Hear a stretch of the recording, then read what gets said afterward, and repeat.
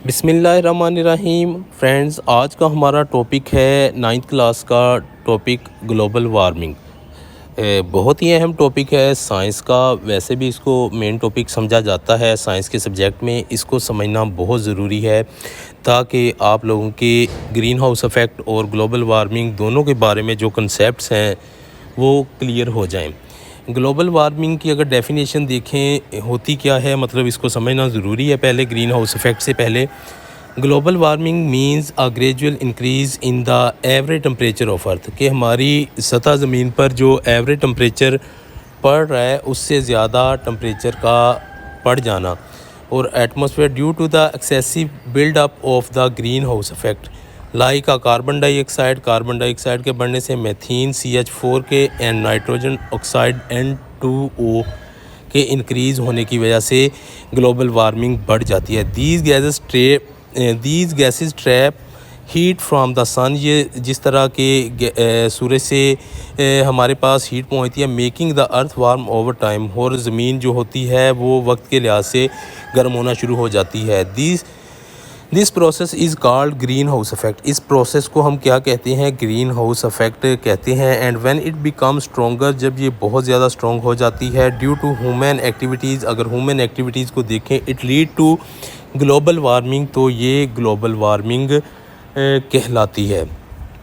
आप लोगों को इसके बारे में सारी इन्फॉर्मेशन होनी चाहिए। ये ग्लोबल वार्मिंग क्या है, यानी कि सतह ज़मीन पर जो टेम्परेचर होता है वो मेथीन और नाइट्रोजन के जो ऑक्साइड्स हैं उसकी वजह से अचानक बढ़ जाना, वो ग्रीन हाउस इफ़ेक्ट भी कहलाता है, और इसी वजह से ग्लोबल वार्मिंग होती है। Causes of the global warming अगर देखें तो इसमें सबसे पहले नंबर 1 पर आता है बर्निंग ऑफ फॉसल फ्यूल्स, यानी कि जब ये फॉसल फ्यूल्स जलते हैं, फॉसल फ्यूल्स क्या हो सकते हैं? कोल हो सकता है, ऑयल हो सकती है, गैस हो सकती है, जो कि हम डेली लाइफ में बहुत ज़्यादा इस्तेमाल कर रहे हैं।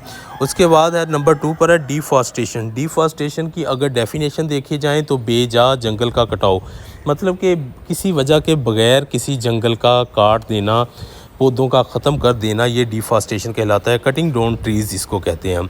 उसके बाद है जी नंबर 3 पर है इंडस्ट्रियल एमिशन, मतलब कि इंडस्ट्री जो हम इस्तेमाल कर रहे हैं उसमें से जो मादे आलूदा फ़ज़ाई धुआं जो खारिज होता है, ये भी इसकी वजह बनता है। एक्सेसिव यूज़ ऑफ व्हीकल्स, यानी कि व्हीकल्स गाड़ियाँ वगैरह जो हैं इसका बहुत ज़्यादा इस्तेमाल करना, ये भी ग्लोबल वार्मिंग इफ़ेक्ट कहलाता है। एग्रीकल्चर में अगर हम देखें तो हम क्या करते हैं कि फसलें काटने के बाद फसलों को जला देते हैं, जिसकी वजह से ग्लोबल वार्मिंग का इफ़ेक्ट होता है।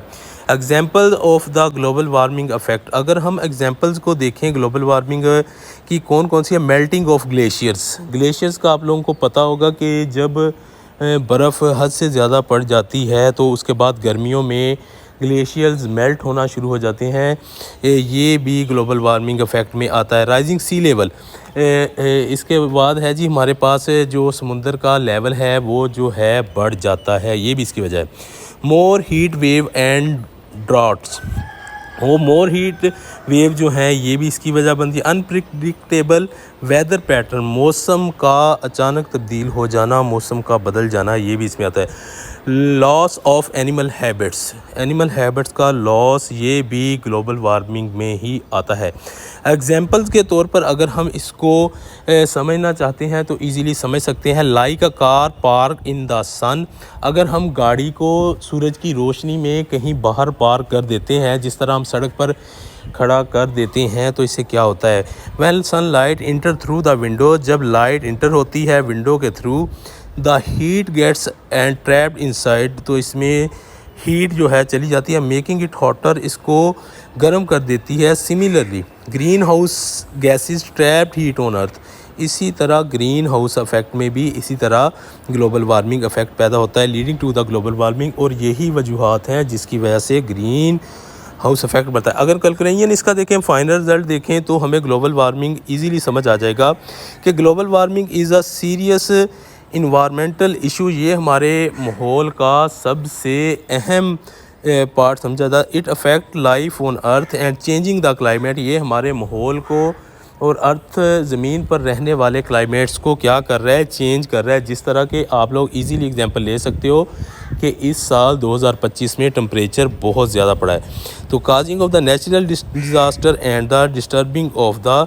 Ecosystem, we can help in reduce the by planting. हम ट्रीज़ को लगाकर प्लांटिंग करके तो इसको हम क्या कर सकते हैं, इसी पॉपुलेशन को कम कर सकते हैं। अगर आप लोगों को हमारा ये टॉपिक मेथड तरीक़ाकार समझ आया तो आप लोगों ने हमें कमेंट बॉक्स में बताना है। अगर किसी चीज़ की ना समझ आई तो तब भी आप कमेंट बॉक्स में पूछ सकते हैं। बहुत बहुत शुक्रिया।